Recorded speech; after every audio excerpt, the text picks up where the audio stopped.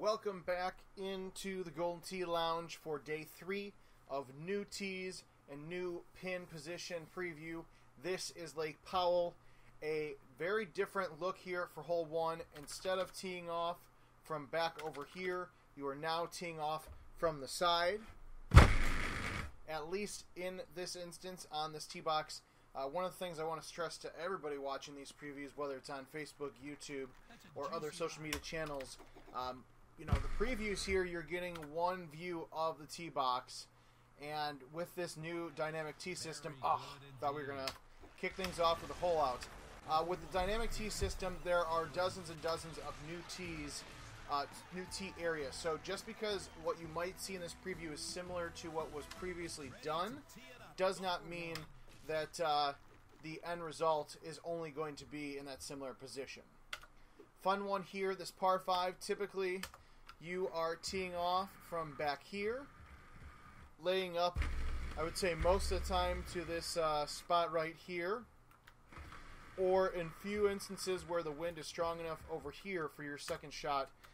Now, with some of the new tee boxes here in this back corner, you are going to be heading straight to the fairway and then taking a 5-3 or a 10.5 degree driver towards the pin.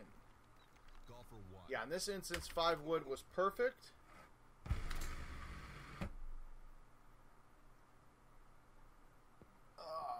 Close. And if you guys missed the last couple of days, you can check out the 9-hole preview of Grand Teton and yesterday's Dodge City on Facebook or YouTube. Just search Golden Tee New Tee Box Preview and Golden Tee 2020 and you will find it. This is a fun par 3. In the previous game I was playing, I actually had a short look. I want to say it was maybe over here. It was about 62 yards or something similar. Much different angle than you're used to coming in at for this par 3. I personally think it's fun just because it might require some club changes. If you have a Build-A-Bag, you might need a few more hybrids versus the woods, depending on what you typically use for this course. Now, this is an interesting one. So, not too different from what we typically see on hole 4. A lot farther, but I do want to point out that this hole is one of those that has tee boxes that are placed over here, as well as some fun ones that are actually about right here. So some tee boxes will make it a lot easier to drive the hole, and at the same time, some of the new tee boxes will also present new challenges to you. Now, because this is a preview and I don't really care too much about going in the water, although it slightly hurts my pride, I just wanted to see if I could get it there with a 385 with the high tee driver. Chipping is off because, well, this is me. This is the no mulligan version of Golden Tee.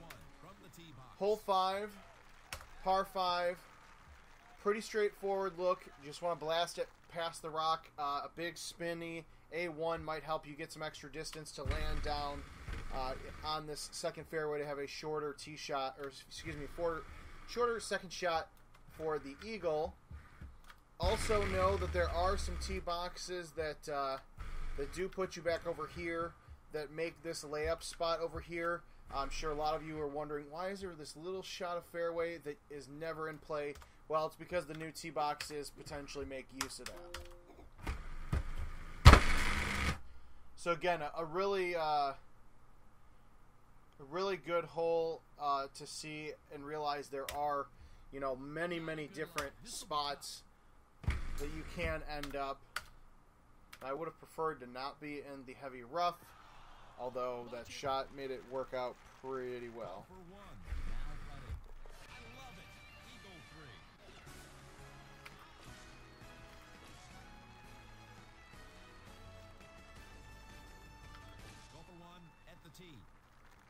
Alright, this one, a lot of fun. Hole 6, this par 3, a short 73 yard, slight elevation change, rocks in your face.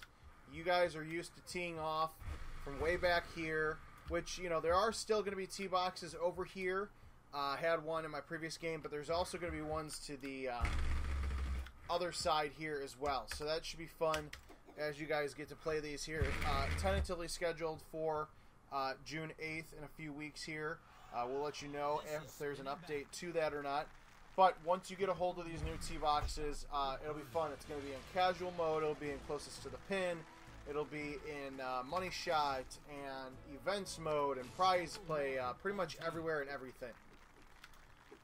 Hole 7, another par 4, really changes up a lot. There's going to be some looks far right.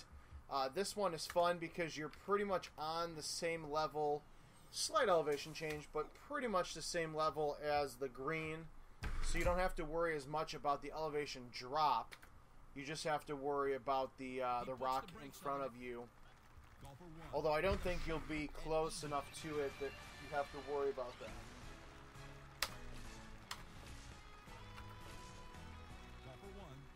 Hole 8, par 3.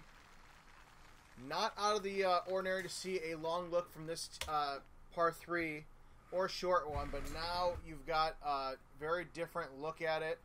Another hole where the rocks of Lake Powell might potentially come into play, so you got to be careful where you place your tee and what club you use.